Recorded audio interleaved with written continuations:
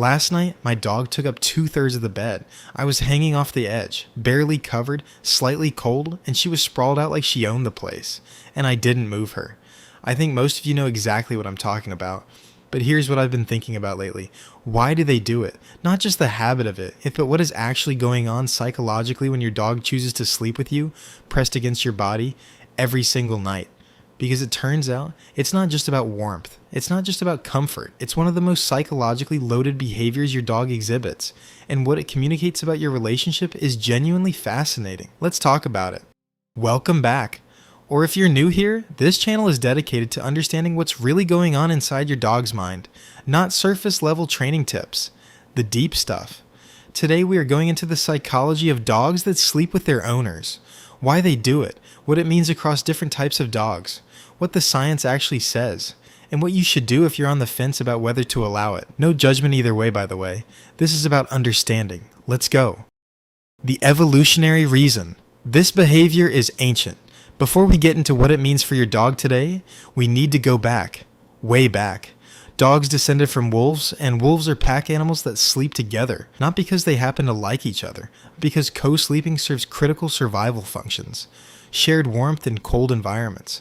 Collective alertness to predators, physical contact that reinforces pack hierarchy and social bonds. When early wolves began their long process of domestication, living near humans, eventually living with humans, that co-sleeping instinct didn't disappear. It transferred. Your dog's desire to sleep with you is not a modern behavioral quirk. It is an ancient hardwired drive to be physically close to their pack at the most vulnerable time of the day. Sleep. Here's what makes this significant. When your dog chooses to sleep next to you, they are placing you inside their concept of pack, not as a human owner, as a member of their social unit, someone worth being physically vulnerable around. That is not a small thing in the psychology of a dog. What it means psychologically, the attachment piece. Now let's get into the psychology because this is where it gets really interesting. Attachment theory, originally developed by psychologist John Bowlby to understand human parent-child bonds, has been extended to study the dog-human relationship, and researchers have found something remarkable. Dogs form what is called a secure attachment bond with their primary caregiver, similar to a young child with a parent. They use their person as a safe base to explore from and a safe haven to return to when stressed. A 2019 study published in Scientific Reports found that dogs display the same 4 attachment styles identified in human infants: secure, anxious, avoidant, and disorganized. And the dogs that showed secure attachment were significantly more likely to seek physical closeness with their owner during rest and sleep. So when your dog insists on sleeping with you, not just near you, but against you, touching you, it is often a behavioral marker of secure attachment. They are not being clingy. They are expressing that you are their safe base. The physical contact during sleep is the dog returning to their anchor point at the end of the day. The position matters. This is where it gets fascinating.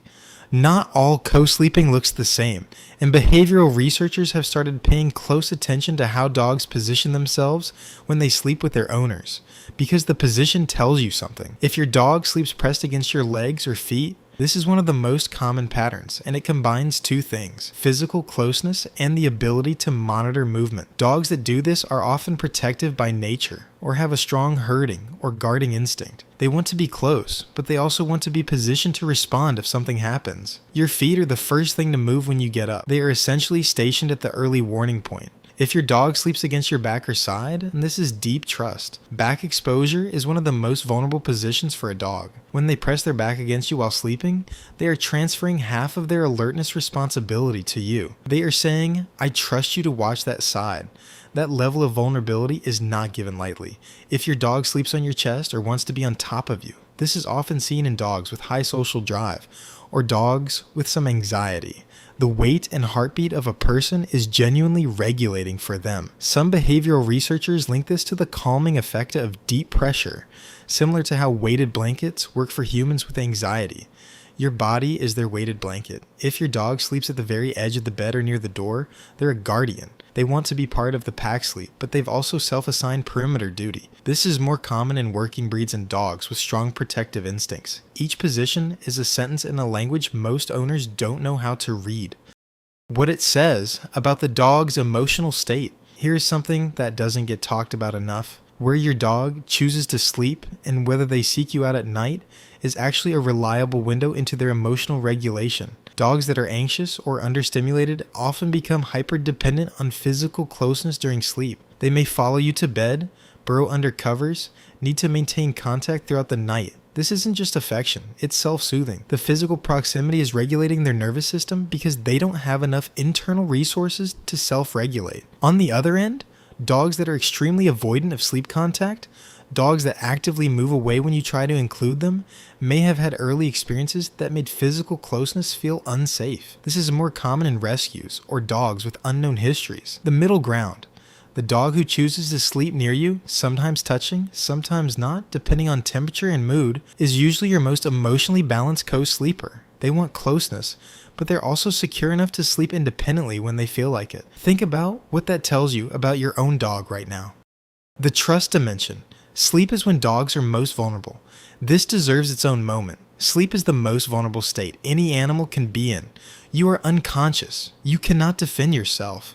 In the wild, sleeping in the wrong place, with the wrong companions, gets you killed. So the fact that your dog, an animal with survival instincts still very much intact, chooses to fall into deep sleep next to you is a profound statement of trust. They are not just tolerating your presence, they are trusting you with their unconscious state. Canine behaviorist Patricia McConnell has written about this at length. She notes that the dogs most resistant to sleeping near humans are often those who have learned through experience that humans are unpredictable, and the dogs who actively seek sleep contact have usually experienced their person as a consistent, safe, reliable presence. Your dog's willingness to sleep with you is, in a very real sense, a trust score. It reflects the cumulative history of your relationship with them. Does it create dependency? The concern most owners have. Let's address this directly because it's the question I hear most. Will letting your dog sleep with you make them too dependent? Will it cause separation anxiety? Will it create behavioral problems? The honest answer is, it depends on the dog and the owner, not on co-sleeping itself. The research is actually reassuring here. A study from Canisius College found that women who slept with their dogs reported better sleep quality and greater feelings of security than those who slept with human partners or cats. And importantly, the dogs in these households did not show elevated rates of separation anxiety compared to dogs who slept separately. The problem isn't co-sleeping. The problem is when co-sleeping becomes the only source of a dog's emotional regulation. If your dog cannot be calm without physical contact during the day, when you leave, when they are in a different room, that's when you need to look at the broader picture of their anxiety and independence training. Co-sleeping doesn't cause that. Anxiety causes that. And fixing anxiety requires addressing the root, not banning the dog from the bed.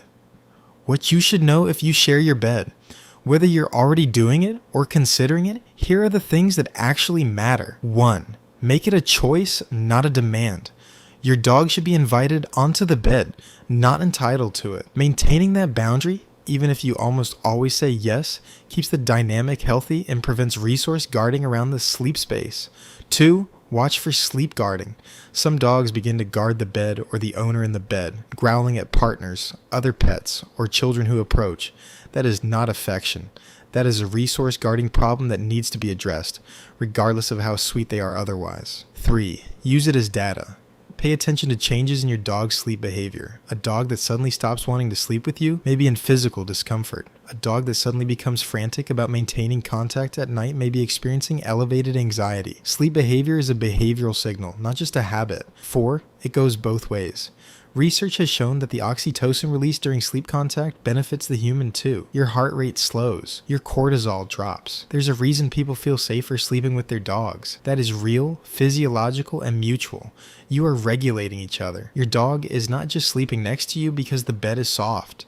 They are choosing you, at their most vulnerable, at the end of every day, as the safest place in their world to close their eyes. That is attachment. That is trust. That is 15,000 years of evolution landing in the most ordinary moment of your evening. If you want to go deeper on this, I have a video on why dogs follow you from room to room. It connects directly to everything we talked about today, and it goes into the separation piece in much more detail. Drop a comment and tell me, does your dog sleep with you, and where do they position themselves? I'm genuinely curious, and I read every single one. If this gave you a new way of seeing your dog, subscribe. We do this every week, and I'll see you next time.